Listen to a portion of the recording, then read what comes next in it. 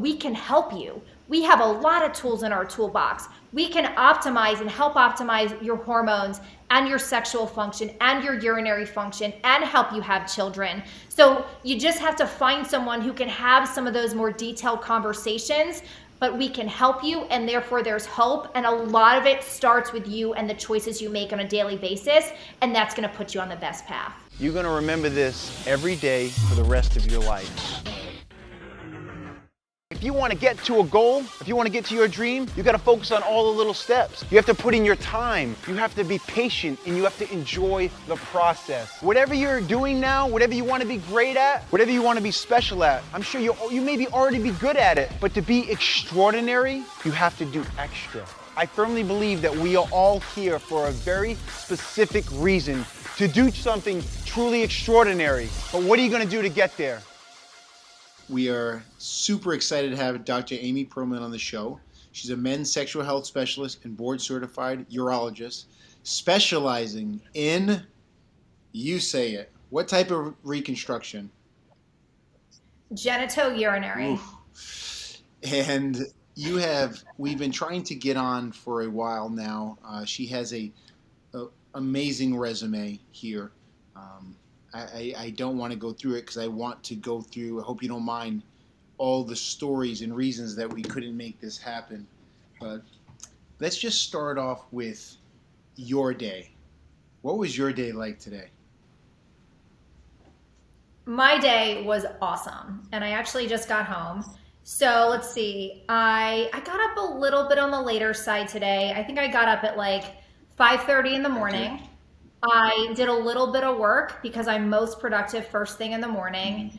And then I got on my stationary bike and did only 15 minutes, but just enough to get the body moving and the heart rate going. Okay.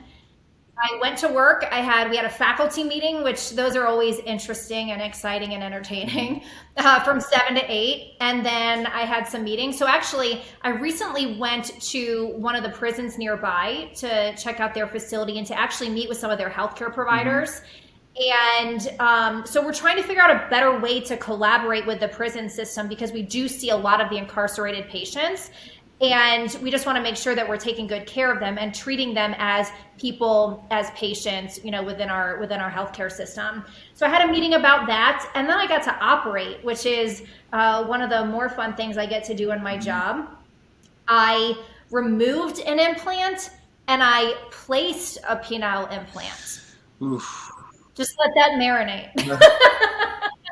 I mean, there's a lot here. There's a lot here. So we're going to go back in a second, but you removed, may I ask the age of this patient? Are you allowed to tell me the age of the patient?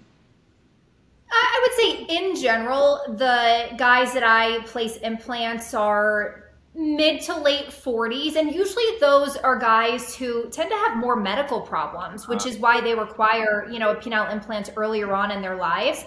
It's usually the guys with type 1 diabetes. Type 1 diabetes is a real bear to treat. And so that's where we see actually guys coming in earlier with more severe erectile dysfunction. In general, though, most of the guys that I put implants in are 50s to 80s. Some guys will say in their 80s or late 70s, am I too old, doc, for an implant? And my response is, if not now, when? So as long as that person is safe enough for surgery, age really plays much less of a factor. Okay, understood.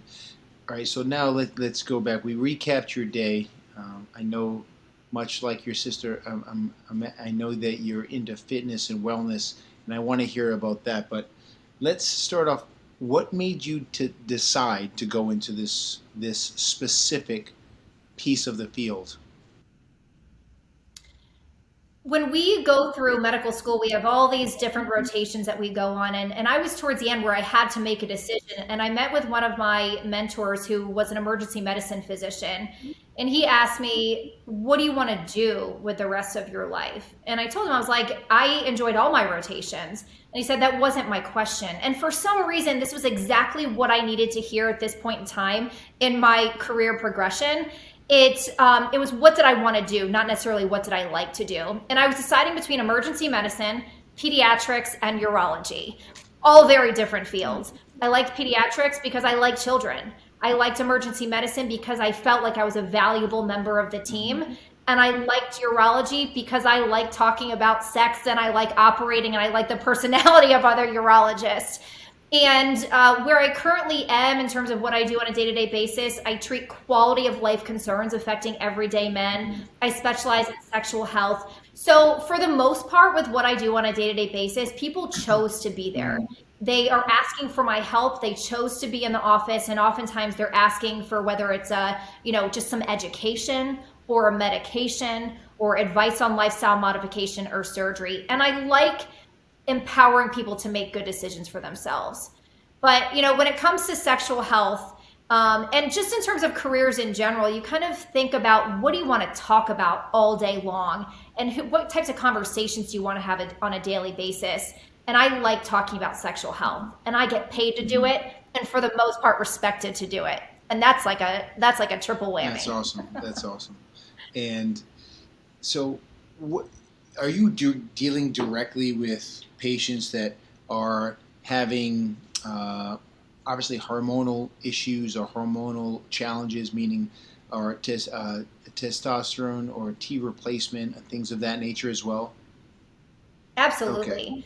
When in general, in terms of the conditions that I treat, we kind of put them under these S's of men's health, which we came up with. So sex, streams, steroids, sperm, sleep, size, screening. The list keeps going on. But one of those is steroids.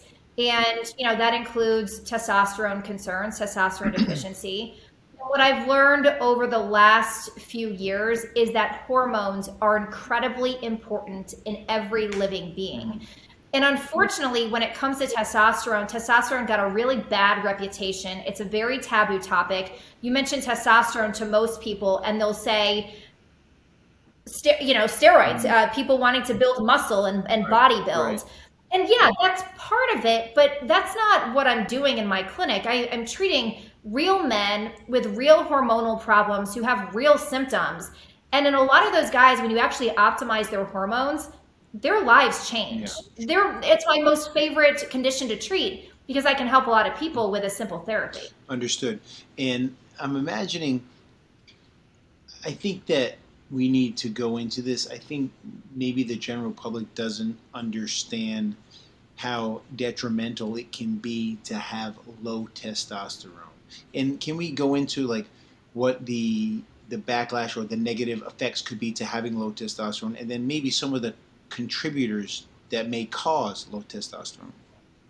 Testosterone plays a really important role in all aspects of health. And what we know about low testosterone is that low testosterone is actually a risk factor for heart disease.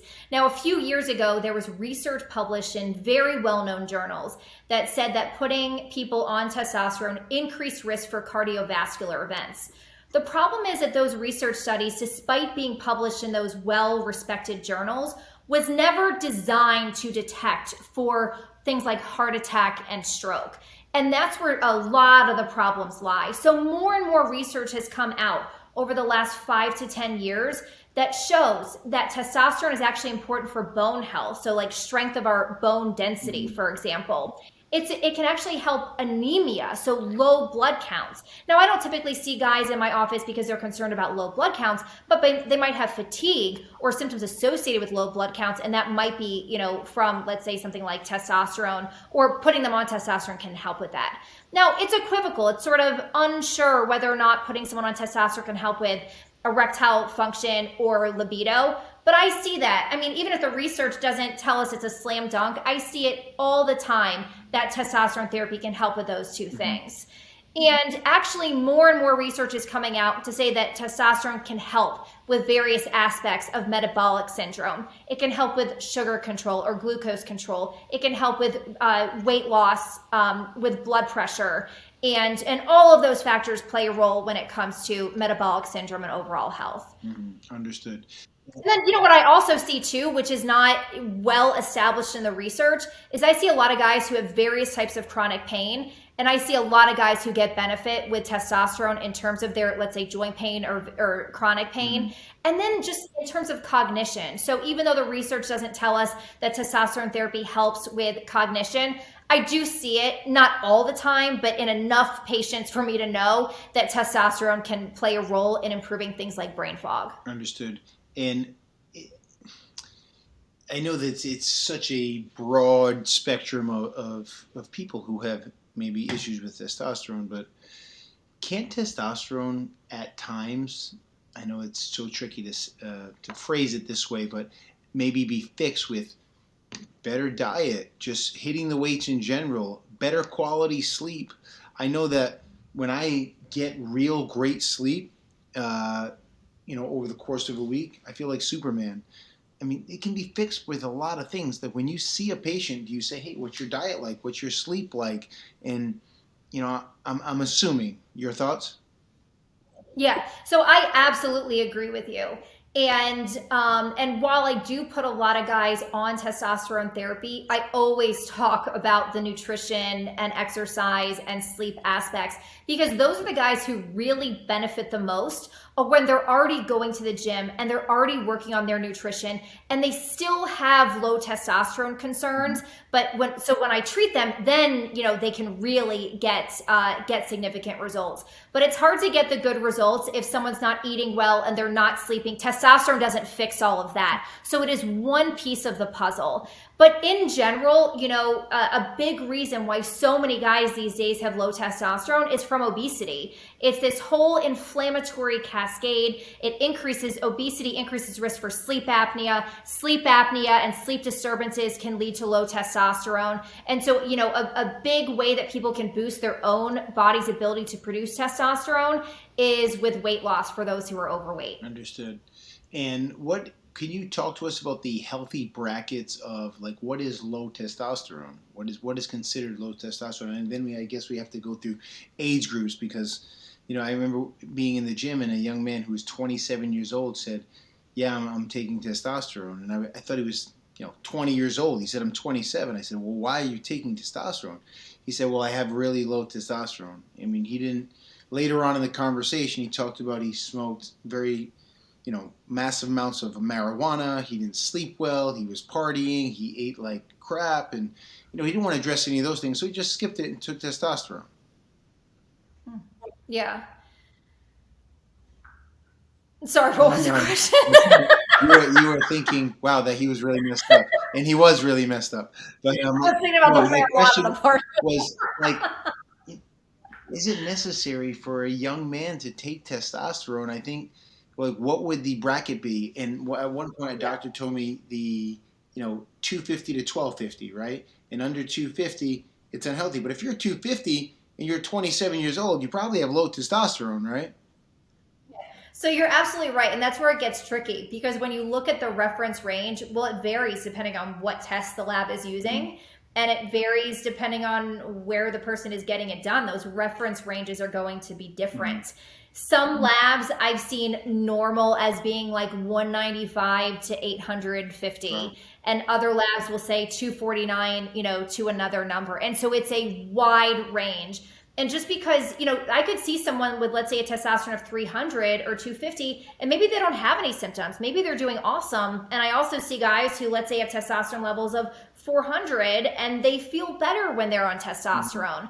So, that reference range is large. In terms of we have national guidelines from our American Urological Association, and we use 300 as somewhat of an arbitrary cutoff, especially for research studies. We need some cutoff to, say when we're considering people as having low testosterone.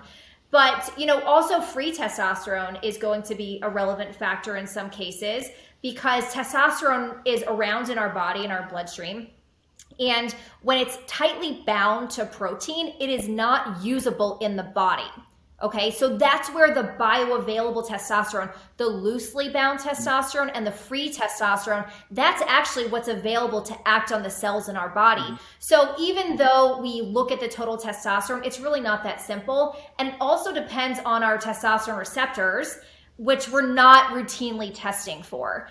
So also, when it comes to the reference ranges, they're not age-based. So you're right. A 27-year-old, if he had a testosterone of 250 or 300 or even 350, which is technically above that normal range, I would consider that low, but we just don't have those age-based ranges. Understood. Understood. And I guess let's go to the other side of the scale or the bracket, meaning, is it possible to take too much? I'm assuming yes. I mean, I've seen men in their, mid 50s taking a lot of testosterone and they're crazy active. And it's like, dude, there's a reason for that. It's not just because you're hitting the gym. It's because your testosterone is 2,500. I mean, that's might not be healthy. Am I wrong? What are your thoughts? Yeah, no, it's all the above. And that's why people get so nervous about testosterone. That's why, there's some healthcare providers who love treating guys with low T, and there are others that say, no, I'm worried I'm going to kill someone if I put them on testosterone. That's when we hear about bodybuilders who sometimes drop dead and they've been using a lot of these, substances. And the reality is, when we think about bodybuilders and the amount that a lot of bodybuilders will use, it is way higher the dose than I would use in clinical practice. In fact, it might be even 10 times the dose of what I would use in clinical practice. And it's not even just like the testosterone level itself, but it's the downstream effects of having a very high testosterone level. Some testosterone will get converted to estrogen. So as we were discussing before, you have estrogen in your body, and the way that you get estrogen is from its conversion from testosterone. So when you drive up the testosterone level to a really high number, that person's going to have higher estrogen levels. And that can cause all these bothersome symptoms like breast tenderness, breast swelling, fluid retention, mood changes. And then we talk about it in women is this risk of, having clots or cardiovascular events when the estrogen level is too high. And so that could also be possible in men. So it's really these downstream effects of what a high testosterone does to other areas of the body. Testosterone also can make the blood really thick, called polycythemia, and that can be dangerous and cause symptoms as well. So the major difference, I use a lot of similar medications that a bodybuilder would use, but the doses are drastically different. Understood. And I think it's safe to say that when you hear stories or unfortunate stories of fatalities in regards to bodybuilding or performance athletes, testosterone may be one of the things of their portfolio that they were taking, but there's also 3, 4, 5 other things that are incredibly dangerous that no one should be taking and aren't general prescriptions used for general health. They're just not. But I think people sometimes make testosterone out to be the bad guy, so to speak. Does that make sense? Correct. It's testosterone, but then all the other things that some folks take. Yeah. And if the bottle says not for human use or for veterinary use or for research purposes, then probably not a good thing to put in one's body. Understood. Now you talked about like having a super high level of testosterone that makes the blood thick. Is it still common practice to do the basically withdrawals where you're donating blood or giving blood because the blood becomes so thick? There are a variety of ways that we can get the blood to not be as thick, and one would be to lower the testosterone dose. We have a lot of different formulations for testosterone. I can't think of another type of therapy where there are so many ways to administer it. You can put it in the nose, in the cheek, under the tongue, as a pellet, short-acting injection, long-acting injection, patches, gels, you name it, we can administer it that way. Now, the formulations that are going to be at highest risk of thickening the blood are going to be the injectable medications. So we can lower the dose. There's actually recent research that came out to show that instead of injecting it intramuscularly, that putting it into fat or subcutaneously may not have as high risk of thickening the blood. I do have some guys who feel great on therapy, and they don't want to lower the dose or change formulation, so they'll actually donate on a regular basis. A lot of the guys, though, that I see where we drive up their hematocrit or the thickness of their blood, they also have sleep apnea. So I have so many guys get tested for sleep apnea and started on therapy so that I can safely treat them for testosterone. If you think about, the thicker neck, and even in athletes, and we think about the guy with sleep apnea who has a thick neck and a big belly and snores, but I see athletes with sleep apnea. In fact, football players are like 4 to 5 times higher risk of having sleep apnea. So as soon as I see that blood getting thicker, either before I start testosterone or during therapy, I send all those guys to get tested. Understood.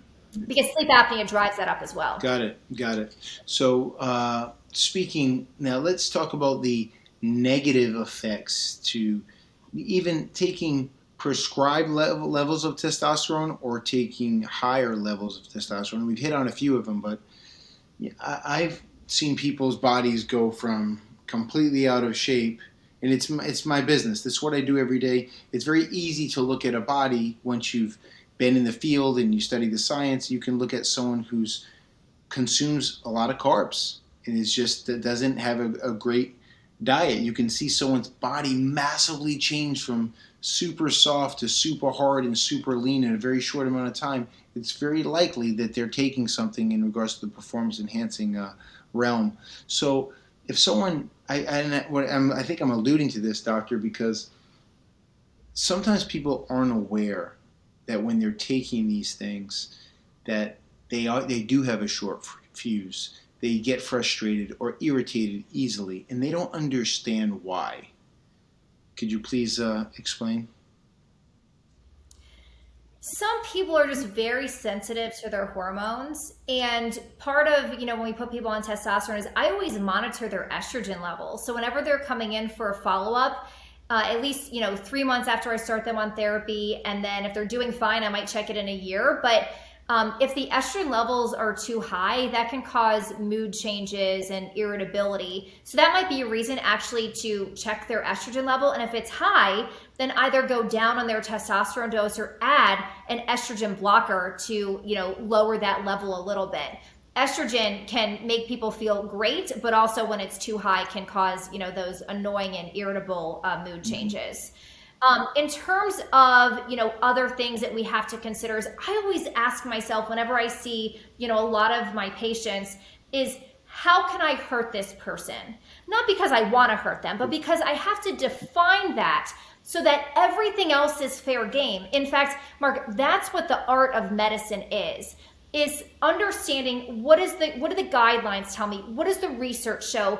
But what do my patients tell me? And what works in clinic? And combining all of those things to meet the quality of life concerns of our patients. So the ways that I can hurt, especially a young man, is if I don't ask him, are you trying to preserve current or future ability? Meaning, do you want to have a kid, either now or at some point in the future? Because I think about that 27-year-old.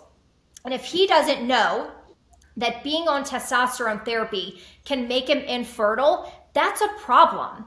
That is a big problem. So for guys who, let's say, have low testosterone, putting them on testosterone does not make that better. There are other treatments we can do to boost that person's own ability to produce testosterone, and that can preserve fertility. But testosterone itself won't do that. When the body sees testosterone from the outside, it tells the brain to stop signaling the testicles to produce testosterone, but also to help with sperm maturation. So that's one thing, is the infertility or the fertility concern. Another way that we might, hurt someone is, let's say, if they're worried about testicular shrinkage. So they have to know, guys have to know that when we put them on testosterone, it can make the testicle shrink. And not to say that would necessarily hurt someone, but that might be bothersome for some folks. And so we want to make sure we have that conversation. It can cause some hair loss. So it can, increase hair at different parts of the body, but it can cause male pattern baldness in some folks, which might be very bothersome. The other thing too is we have to consider that heart risk. And there are people who have various types of heart disease, but if they have something called congestive heart failure, where their heart is not pumping well and they tend to accumulate fluid. If I put someone on testosterone as part of, if their estrogen level goes too high, they can retain fluid. It's why, some bodybuilders will take an estrogen blocker when they're trying to get rid of fluid or cut down on weight. So if I have a guy with bad heart disease that's not controlled, I can make him retain more fluid, and that can be problematic for his heart and make him have to come into the hospital because he has, acute on chronic heart failure. Got it. Other ways are if someone has, let's say, prostate cancer. Now, we used to think, Marc, 10, 15, 20 years ago, that that testosterone could increase risk of prostate cancer coming back in men who were treated for prostate cancer. Our thinking has changed. We've had a lot of research come out over the last 5 to 10 years that shows in the properly selected man that putting them on a testosterone, despite having a history of testosterone, can actually be safe. But we don't want to miss that. I want to know more about when you train guys in the gym, like what do they talk to you about? Are they asking you about hormones and sexual function and All the above. I mean, there used to be a gym and their slogan was like, look better naked. And we'd be remiss to not acknowledge that people want to look good, they want to feel good, and they want to perform in life. And I think people call that superficial, and I don't think that's fair. I mean, I think it's a huge part of life, and it's an important part of life. And I'm going to be completely honest with you. With the people I've worked with in my life,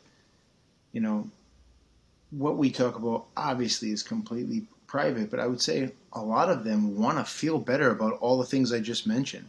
And that's normal. I think anyone listening to this would say, hey, I want to feel good like that too. And if I already feel good, I want to maintain that, right?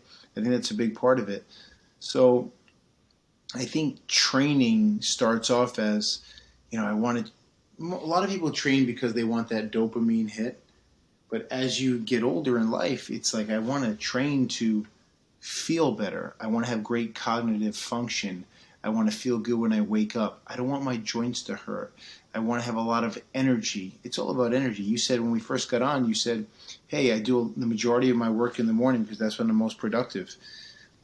For me, I have to plan to be productive between 4 and 7 p.m. I do. And I think it's a big reason why a lot of guys come to see me for concerns about low testosterone. I mean, they need a reason to enter into the healthcare system. Because if that guy calls in and says, I just want to feel better, I want to look better, I want to wake up and like where my day is going and be excited about it, that person doesn't have a diagnosis. Right. So who's he going to see? So the low testosterone is this umbrella term of I want to do better, perform better, be better, feel better, and maybe I have low testosterone. But it's all the same, iteration of wanting to be better. Mm-hmm. And with that, I'll tell you, we had this conversation yesterday with a few team members. Depression isn't always, hey, I'm wearing a white suit and I'm in an institution. Depression could be, I'm not doing it, and I have a lot of days where I just don't want to do anything. And I'm about myself. That could be depression as well. I mean, I know it's not a diagnosed depression, certainly, but if you don't feel good for many days at a time, you could have depression. We forget this. Many different areas on that spectrum of depression. So I think people want to feel their best. They want to train themselves out of it and take on great habits and improve their quality of life.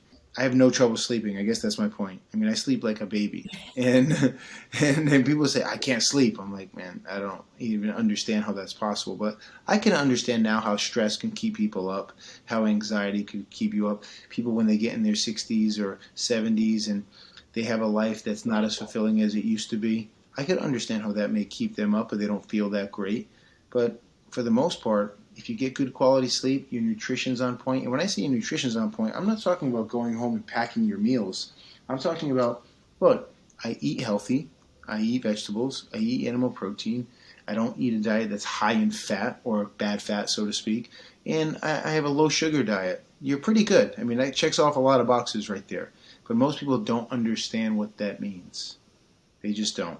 They eat a huge bowl of cold cereal, and then they're, snacking on the worst products in history, and they don't realize if that's your go-to, and those are your go-to things, you're going to build up a pool of very, very bad blood and very bad organ function, and you're in trouble. So when people say, I'm really sick, I'm not as healthy as I used to be, I'm 48 years old, you have a lifetime of poor habits, and they're just ticking away at you. In college, I tell this story all the time to my clients. When I go through the list of what's going on with them, they say, Mark, that's not it. I've been doing that my whole life. And I said, that's exactly it. I had a college football teammate who was the best athlete on the team. He smoked cigarettes. And I said, do you realize you're a Division I athlete and you smoke cigarettes? And as he was coughing, he said, it's not the cigarettes. I've been smoking cigarettes since I've been like 13 years old. And I'm thinking, you're one of the smartest guys I know. You have to understand this is it, right?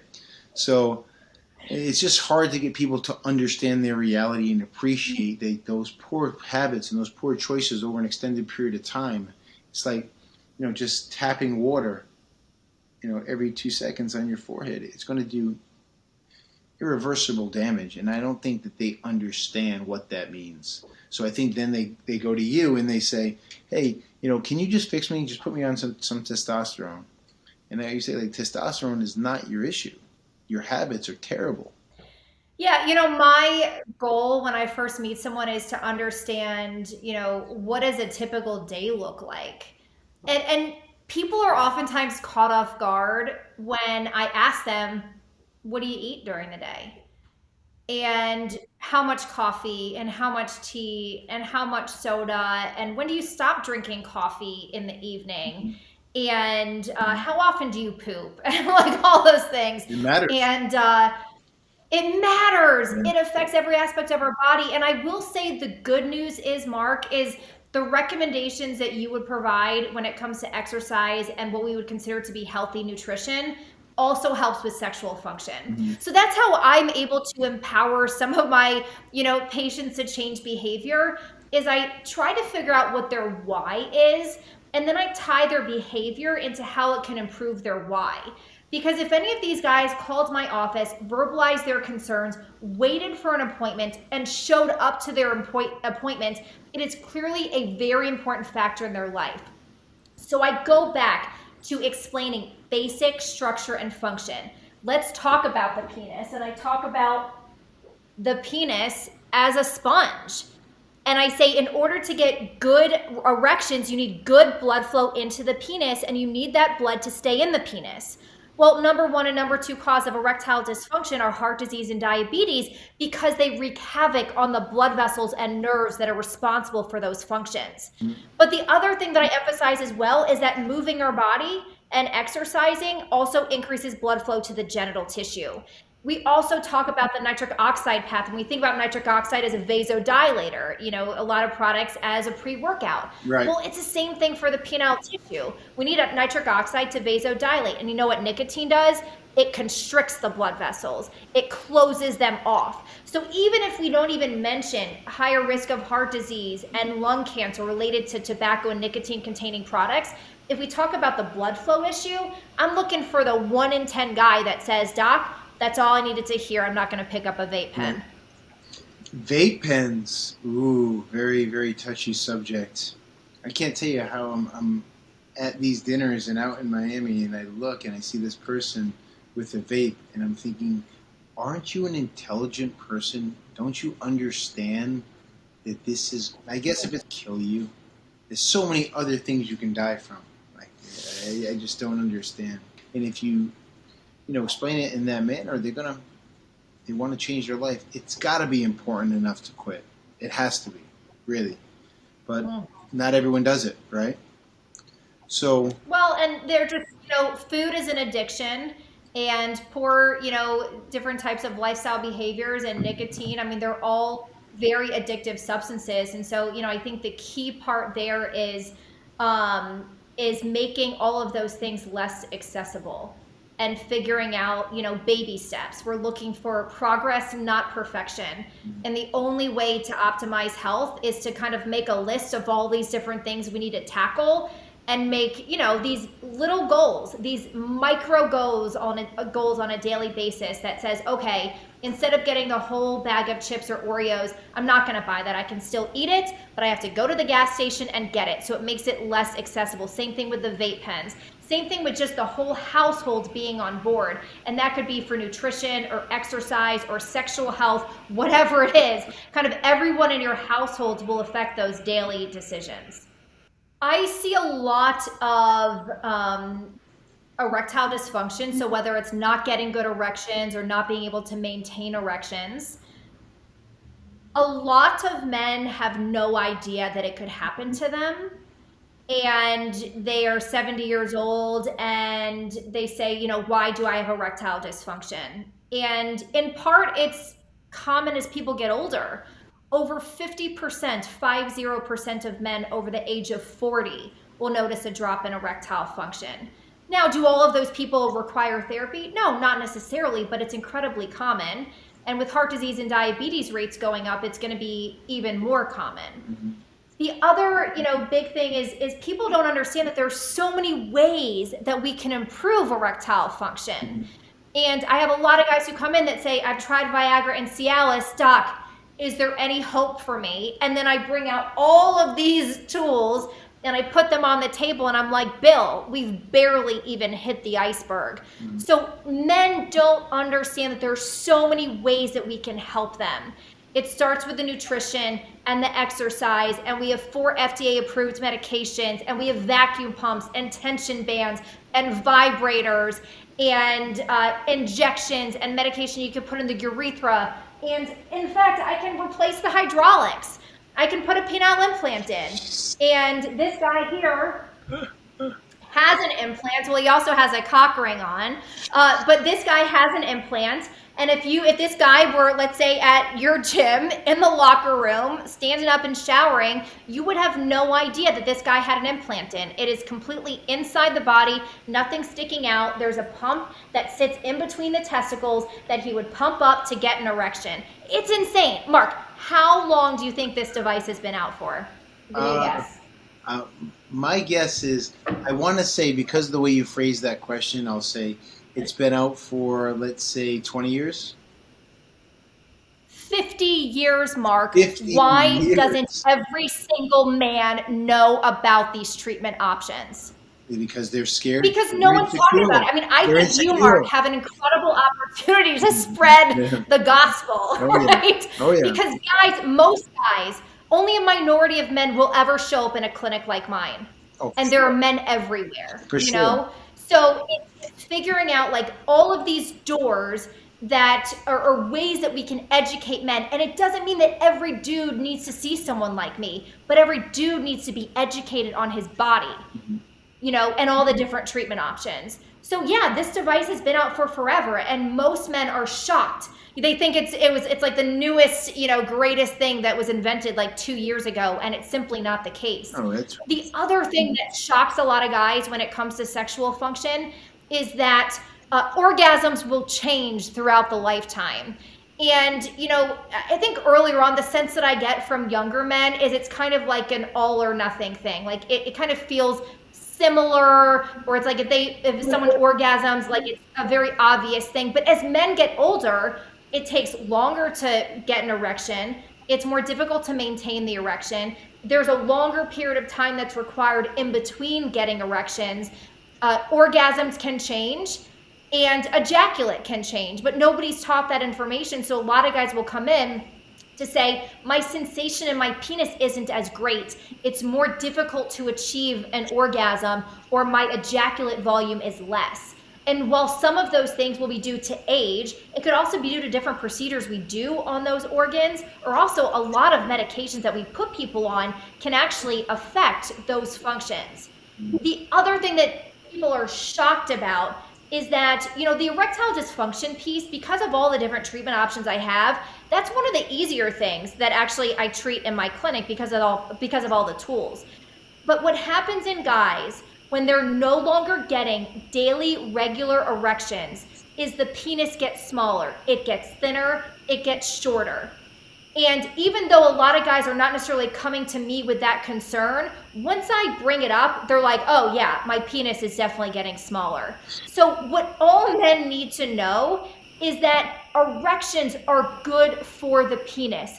Getting them daily is good for the penis. And it's not to say that that person has to have sex or put penis in vagina or masturbate every single day, but it means that, like any other part of the body, right? If you're lifting biceps on a consistent basis and then one of your clients stops lifting weights for 6 months, when he comes back in and says, my muscles are not as big, what would you tell that person?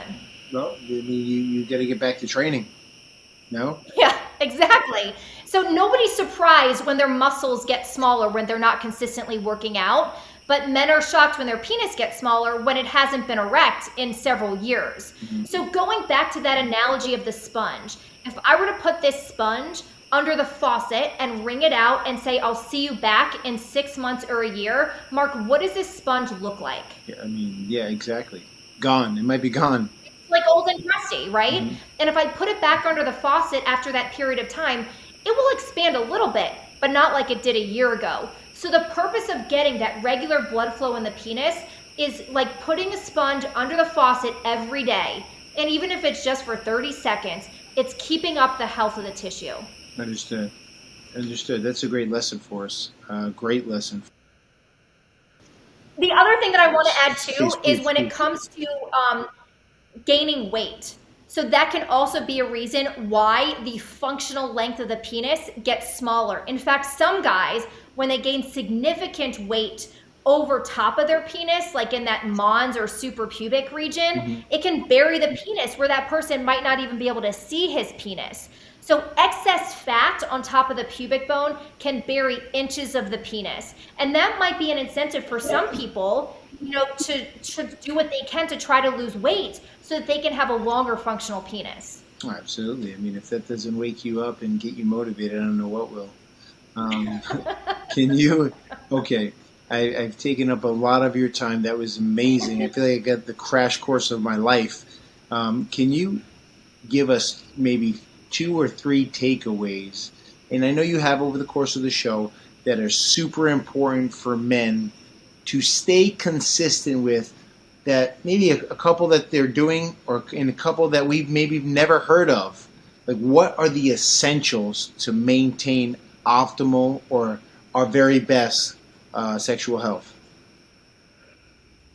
I'm so glad you asked that and that we're ending on this note. So, dear men, dear guys, dudes, Billy Bob, whatever you call yourself, you have incredible control over your health. You do. There are plenty of things that I can treat in the office, but you have incredible control over your sexual health, your heart health, your urinary health, every aspect of your body. And it starts with good nutrition and exercise. Whatever is good for the heart is good for the genital parts. And if you keep that in mind, you're going to be on an awesome path. For guys who need help, and that is common as people get older, I also want you to know we can help you. We have a lot of tools in our toolbox. We can optimize and help optimize your hormones and your sexual function and your urinary function and help you have children. So you just have to find someone who can have some of those more detailed conversations, but we can help you, and therefore there's hope. And a lot of it starts with you and the choices you make on a daily basis, and that's going to put you on the best path. Awesome. Awesome. That was incredible. I can't thank you enough. I think you're going to get an influx of patients after this airs, but I hope you're prepared for it. But really, thank you so much. Is there anything, would you like to plug your social media or where you can be reached, where you can be found, anything you want to speak to get the awareness out there? I love to educate people just for the sake of education, whether or not you decide to see me in clinic or not. So I have a pretty robust YouTube page. If you just search my name, Amy Pearlman, on YouTube, a lot of educational videos there. Whenever I finish a visit with someone, if I say, Bob, what questions you have? And if he doesn't have questions, I really didn't explain it in a way that he understood. So a lot of those videos are giving people basic knowledge so they can ask their healthcare provider questions. Let's see, I'm on Twitter if you search my name, and Instagram, but I would say the main touch point would be on YouTube. And then I have a website with my twin sister where we talk about some of the nutrition, exercise, mindfulness, and sexual health aspects, and that's pearlmanmds.com. Understood. Understood. All right. That was incredible. I cannot thank you enough. Thank you very much once again. We're going to have to work out some sort of referral rate because there's going to be a lot of Miami people heading your way. Miami is a highly trafficked area for this. Believe me, it is. It's a wild, I call it the wild, wild west. But thank you so much. Be sure to stop by with your sister when you're in town so you can say hello. And thank you so much for making time to be on. Really appreciate it. Happy to be here. All right.